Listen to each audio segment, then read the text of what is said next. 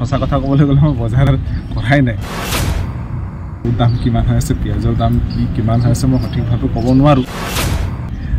মায়ে বজাৰ কৰে, কিমান আলুৰ দাম কিমান হৈ আছে, পিঁয়াজৰ দাম কিমান হৈ আছে মই সঠিকভাৱে ক'ব নোৱাৰোঁ। এচেঞ্চিয়েল কমোডিটিৰ মূল্য বৃদ্ধিৰ বিষয়টো বিভিন্ন সময়ত বিভিন্নজনে কৈ আহিছে আৰু ক'ৰবাত মূল্য বৃদ্ধি বিষয়টো মানে এতিয়া মই সঁচা কথা ক'বলৈ গ'লে মই বজাৰ কৰাই নাই। মায়ে বজাৰ কৰে, গতিকে ক'ত কিমান আলুৰ দাম কিমান হৈ আছে, পিঁয়াজৰ দাম কিমান হৈ আছে মই সঠিকভাৱে ক'ব নোৱাৰোঁ। কিন্তু এই ক্ষেত্ৰতো ৰাইজৰ লগতে থাকিব লাগিব।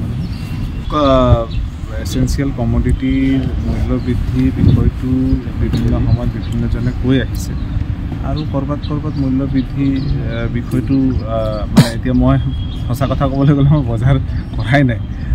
মায়ে বজাৰ কৰে, গতিকে ক'ত কিমান আলুৰ দাম কিমান হৈ আছে, পিঁয়াজৰ দাম কিমান হৈ আছে মই সঠিকভাৱে ক'ব নোৱাৰোঁ। কিন্তু এই ক্ষেত্ৰতো ৰাইজৰ লগতে থাকিব লাগিব।